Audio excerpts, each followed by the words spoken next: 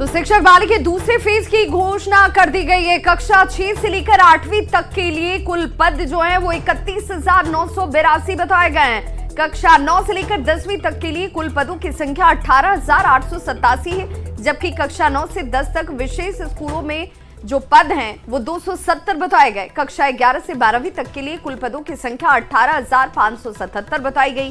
पिछड़ा अति पिछड़ा वर्ग कल्याण विभाग के तहत ये तमाम रिक्तियां। तो क्लास 6 से 8 के लिए कुल पद 234 से, टीजीटी वर्ग 9 से 10 के लिए कुल पद 248 से, पीजीटी वर्ग के 11 से 12 के लिए कुल 403 पदों की वैकेंसी है। प्रधानाध्यापक के लिए कुल 31 पद हैं। 5 नवंबर से फॉर्म जमा करने की तारीख निर्धारित की गई है। आवेदन भरने की अंतिम तारीख 25 नवंबर तक होगी। 7 से 10 दिसंबर तक दूसरे फेज की परीक्षा ली जाएगी। दिसंबर के अंत तक रिजल्ट भी जारी कर दिया जाएगा। बीपीएससी अध्यक्ष अतुल प्रसाद ने ये जानकारी दी है। तो सुनिए बीपीएससी के परीक्षा नियंत्रक सत्यप्रकाश शर्मा ने क्या कुछ कहा है। मध्य विद्यालय के लिए जो 6 से 8 तक के लिए विद्यालय अध्यापक की नियुक्ति होगी, उसकी कुल संख्या है 16,140। दूसरा है माध्यमिक विद्यालय 9-10 के लिए विद्यालय अध्यापकों के लिए कुल पद है 18,877। माध्यमिक विद्यालय वर्ग 9-10 के विशेष विद्यालय अध्यापकों के लिए उसकी कुल संख्या है 270। उच्च माध्यमिक वर्ग 11-12 तक के विद्यालय अध्यापकों के लिए कुल पद है 18,577।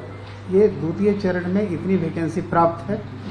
ऑनलाइन आवेदन पत्र भरने की जो संबंधित तिथि है, निबंधन एवं भुगतान प्रारंभ करने की तिथि 5/11 से 14/11 कल से शुरू होगा। ऑनलाइन आवेदन भरने की अंतिम तिथि है 25/11, लेकिन इसमें यह नोट करना बहुत जरूरी है, इस बार का डेट एक्सटेंड नहीं होगा। और अब दूसरे फेज की बहाली प्रक्रिया से जुड़ी कुछ जरूरी जानकारी। 5 नवंबर से फॉर्म जमा करने की तारीख दी गई है। अगर फॉर्म भर रहे हैं तो उसमें सुधार भी करना होगा, तो 25 नवंबर तक आप इसे करा सकते हैं, क्योंकि उसके बाद आवेदन में सुधार का मौका आपको नहीं मिलेगा। तो सब्जेक्ट कॉम्बिनेशन में गलती करने पर सुधार नहीं होगा। वहीं आवेदन पत्र में जो भाषा आपकी तरफ से चुनी जाएगी वही भाषा आपके लिए फाइनल भाषा मानी जाएगी। तो दूसरे चरण में भी डॉक्यूमेंट्स वेरिफिकेशन किया जाएगा, जिस तरीके से पहले चरण में किया गया। बिल्कुल, और इसी के आधार पर आपका रिजल्ट भी जारी होगा, तो सावधानी जरूरी है। तो अभ्यर्थियों की संख्या बढ़ने पर 2 शिफ्ट में परीक्षा ली जाएगी, ये जानकारी दी गई है। और सारी सूचनाएं जो है वो आपको एडमिट कार्ड में अंकित मिलेंगी। तो देखिए, इस बीच बड़ी खबर का रुख कर लेते हैं। पटना से बड़ी खबर है, जहां तेजस्वी यादव के खिलाफ सुनवाई हुई है। मानहानि मामले की सुनवाई की गई है। तेजस्वी यादव के वकील ने अपना पक्ष रखा है। पेशी होने से तेजस्वी यादव को राहत मिली है। तो बिल्कुल 2 दिसंबर की तारीख जब अगली सुनवाई, और सभी गुजराती ठग कहने के मामले में ये केस है। मामले को सुप्रीम कोर्ट में ट्रांसफर करने की अपील की गई है। बिहार के उप मुख्यमंत्री तेजस्वी यादव के खिलाफ मानहानि मामले की सुनवाई। जनसुराज के संयोजक प्रशांत किशोर ने एक बार फिर से बिहार के सीएम नीतीश कुमार पर जमकर निशाना साधा। उन्होंने कहा कि नीतीश कुमार पर अब उम्र का असर दिखने लगा है। पीके ने कहा कि सीएम राष्ट्रपति के सामने बीजेपी वालों को दोस्त ऐसे बता रहे थे जैसे औपचारिक कार्यक्रम की जगह घर में बैठकर भूजा खाते हुए बात कर रहे हो। पीके ने आरोप लगाया कि नीतीश कुमार पर अहंकार का असर है, इसलिए वे किसी भी बात को हल्के में उड़ा देते हैं। बयान सुनिए। भाषण की डिलीवरी कर नीतीश कुमार के किसी भी वक्तव्य को आप देखेंगे, मंच पर खड़े होकर अपने अफसरों की खिल्ली उड़ाना, राष्ट्रपति के सामने खड़े होकर जो वक्तव्य दे रहे हैं, जिसमें उन्होंने कहा कि आप तो सब हमारे दोस्त ही हैं, बड़ा कंट्रोवर्सी हुआ। आप उस भाषण को सुनिए। राष्ट्रपति के सामने एक औपचारिक कार्यक्रम में जिस तरह से वो भाषण की डिलीवरी कर रहे हैं, ऐसा लग रहा है कि अपने घर में बैठ के भूजा खाते हुए बात कर रहे हैं लोगों से। तो कहीं ना कहीं ये उम्र का असर है, और कहीं थोड़ा बहुत अहंकार भी जो है कि किसी भी कार्यक्रम को, किसी भी बात की सीरियसनेस को हल्के में उड़ा देना। अरे इसको कुछ आता है। नीतीश कुमार का तकिया कलाम, अरे इसको कुछ आता है। अरे भाई, किसी को कुछ नहीं आता है, आपको तो आता है। आप इस राज्य के मुखिया हैं, आप कृपा करके इसको सुधारिए। वहीं बड़ी खबर रोहतास से, जहां पर ऑन ड्यूटी दारोगा की पिटाई की गई है। सब इंस्पेक्टर राकेश कुमार की पिटाई की बड़ी खबर, सीसीटीवी फुटेज सामने इसे लेकर अब आ चुका है। पुलिस की पिटाई का वीडियो वायरल है, जिसमें विक्रमगंज थाना की ये घटना, जहां पर पुलिस की पिटाई का वीडियो सामने आ चुका है। ये वीडियो इस वक्त वायरल है। 5 बदमाशों ने कैसे पुलिस वाले की ही पिटाई कर दी। रोहतास से ये बड़ी खबर इस वक्त।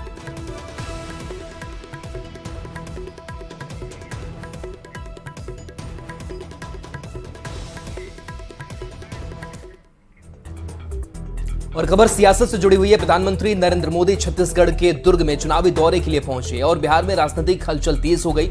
पीएम ने मंच से संबोधन के दौरान बिना नाम लिए बिहार सरकार पर जातिवाद का आरोप लगा दिया। उन्होंने कहा कि देश में जाति के नाम पर गरीबों की एकता तोड़ने की कोशिश हो रही है, जातिवाद का जहर बोने की साजिश हो रही है। क्या कहा पीएम ने, सुनाते हैं। गरीब एक जाति के रूप में साथ आकर के कंधे से कंधा मिला करके गरीबी से बाहर निकालने के लिए मोदी की महासेना बन चुका है। लेकिन ये जो गरीबों की एकता है ना, गरीब ने जब अपनी एक ही जाति मान ली है गरीब, तो ये राजनीतिक दलों के पेट में चूहे दौड़ने लगे हैं। उनको लगने लगा है कि गरीब की एक ही जाति अगर इकट्ठी हो गई, अगर एक ताकत बन गई, तो ये आज तक झूठ चलाने वालों की दुकानें बंद हो जाएगी। ऐसे राजनीतिक दलों की दुकान चलाने के लिए उन्होंने नए खोल खेले हैं।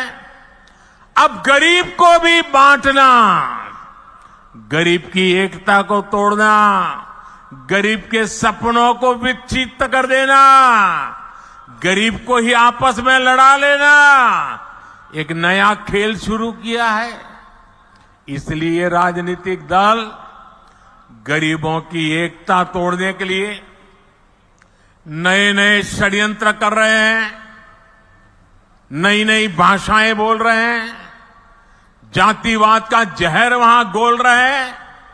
इसलिए मैं आज आपको इन सभी राजनीतिक दलों से आगाह कर रहा हूं, हमें गरीबों की एकता तोड़ने वाली हर साजिश को एकजुट होकर नाकामयाब करना है। तो 5 राज्यों के विधानसभा चुनाव और आगामी लोकसभा चुनाव में जातीय गणना को कांग्रेस समेत अन्य विपक्षी दलों ने एक बड़ा मुद्दा बनाया है। इस बीच केंद्रीय गृह मंत्री अमित शाह ने जाति गणना के मसले पर कहा कि बीजेपी इसके खिलाफ नहीं है। उन्होंने छत्तीसगढ़ के रायपुर में बीजेपी के संकल्प पत्र को जारी करने के दौरान कहा कि हम राष्ट्रीय पार्टी हैं। अमित शाह ने कहा कि हम वोटों की राजनीति नहीं करते हैं, सभी से चर्चा करने के बाद जो भी उचित निर्णय होगा हम बताएंगे। इसके आधार पर चुनाव की नैया पार लगाना ठीक नहीं है। शाह ने कहा कि बीजेपी ने इसका कभी विरोध नहीं किया है, बहुत सोच समझकर निर्णय लेता होता है, उचित समय पर हम बताएंगे। सुनिए उनका बयान।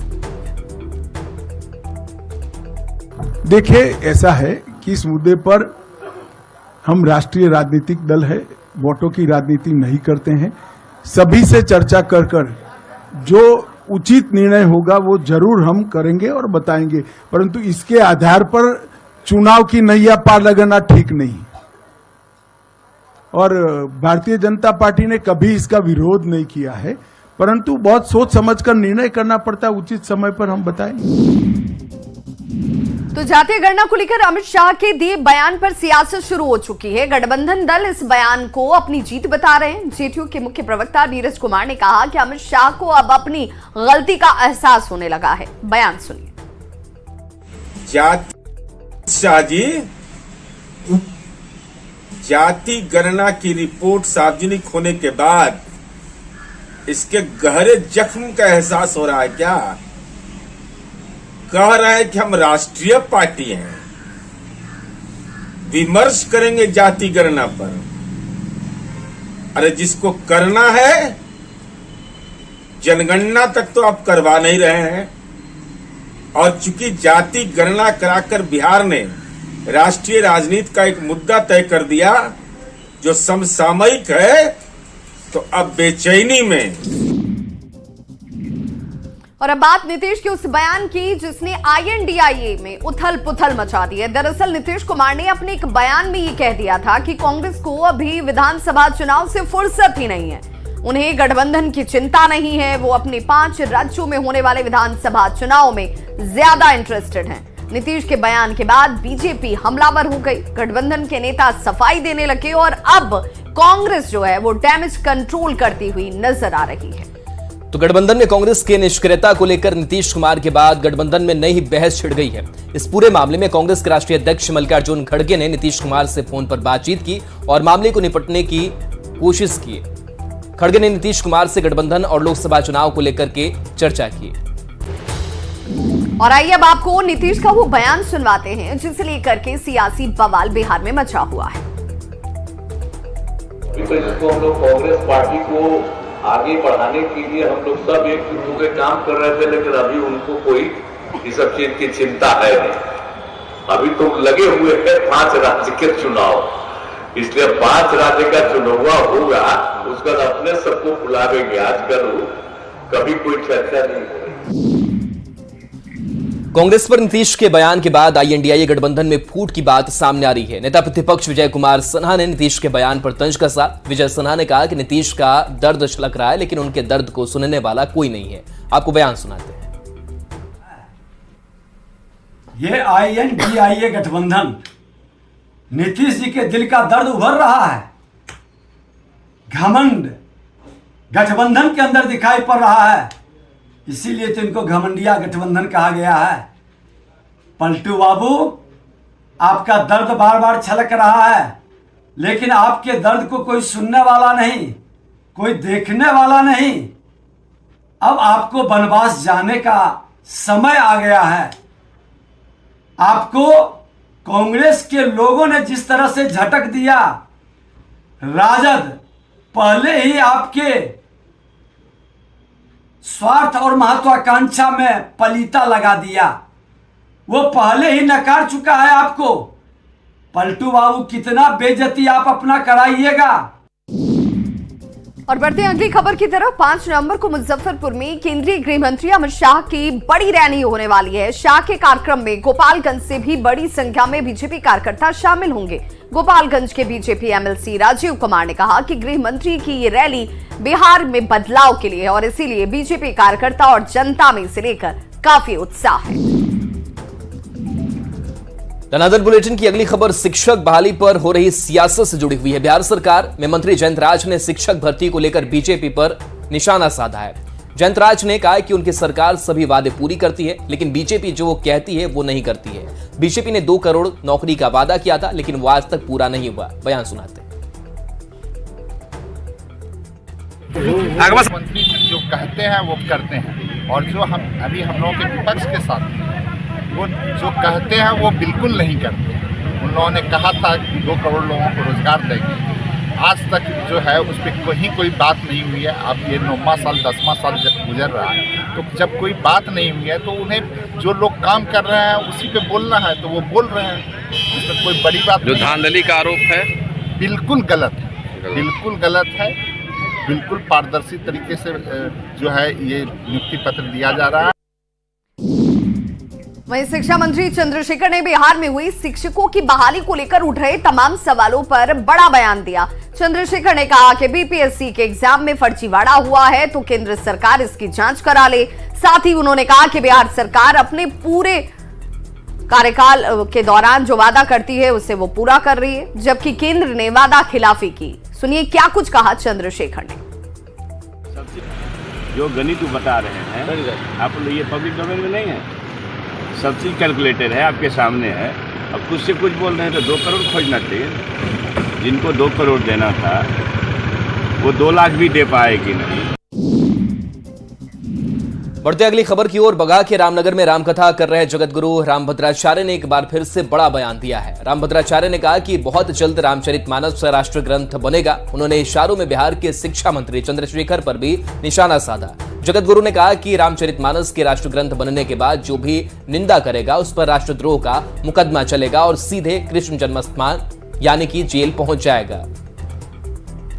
तो राम भद्राचार्य ने बिहार सरकार की भी खुलकर निंदा की, उस पर हमला किया और कहा कि बिहार में ज्यादा दिनों तक जंगल राज नहीं चलने वाला है। उन्होंने यहां तक कहा कि पटना के गांधी मैदान में 2 दिसंबर से रामकथा प्रस्तावित थी, लेकिन पटना के डीएम ने इसकी अनुमति नहीं दी, जिस पर उनकी तरफ से नाराजगी भी जाहिर की गई। उन्होंने कहा कि अनुमति नहीं देना है तो मत दीजिए, लेकिन गांधी मैदान किसी की जागीरी नहीं है और अब तुम्हें हटाने के बाद ही गांधी मैदान में राम कथा करने के लिए पहुंचेंगे।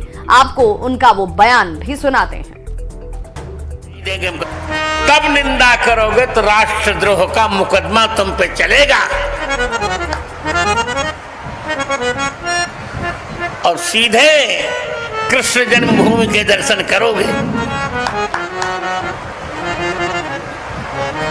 बिहार में बहुत दिन तक जंगली राज्य नहीं चलेगा, गुंडों का राज्य नहीं चलेगा, ये कोई बात हुई? बताइए। ये मेरी कथा 1 वर्ष से प्रस्तावित है,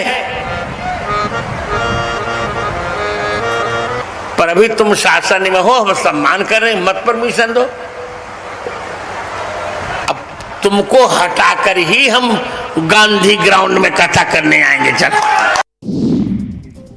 रांची से जहां झारखंड में ईडी के दबिश के बाद अब ईडी को ही फर्जी केस में फंसाने की साजिश रची जा रही है। साथ ही नक्सलियों से भी हमला कराने की भी प्लानिंग थी। इसके खुलासे के बाद ईडी के अधिकारियों ने शुक्रवार को रांची के होटवार जेल में छापेमारी की। इस दौरान सीसीटीवी खंगाले गए तो जेल के अंदर का रजिस्टर भी चेक किया गया, जिसके बाद ईडी के रजिस्टर में कुछ गड़बड़ी पाई गई। दरअसल झारखंड में मनरेगा, जमीन, बालू, शराब और अवैध खनन घोटाले की जांच में कई बड़े अफसर और रसूखदारों को ईडी ने गिरफ्तार किया है, जो फिलहाल होटवार जेल में है। लेकिन होटवार जेल से ही प्रेम प्रकाश जैसे बड़े रसूख वाले आरोपी अब ईडी के गवाहों पर दबाव बना रहे हैं। साथ ही ईडी के अधिकारियों को भी ट्रैप करने की साजिश रची जा रही थी, जिसकी भनक लगते ही ईडी की टीम ने छापेमारी की। हालांकि जेल में अंदर जाने के लिए ईडी को लंबा इंतजार करना पड़ा और शायद यही वजह रही कि ईडी की टीम जब यहां पर छापेमारी करने के लिए पहुंची तो उसके हाथ कुछ नहीं लगा। उम्मीद जाहिर की जा रही है कि आने वाले दिनों में इन आरोपियों के मददगारों पर बड़ी कार्रवाई हो सकती है। तो इस बुलेटिन में बस इतना ही, लेकिन न्यूज़ 18 बिहार झारखंड पर खबरों का सिलसिला लगातार जारी है।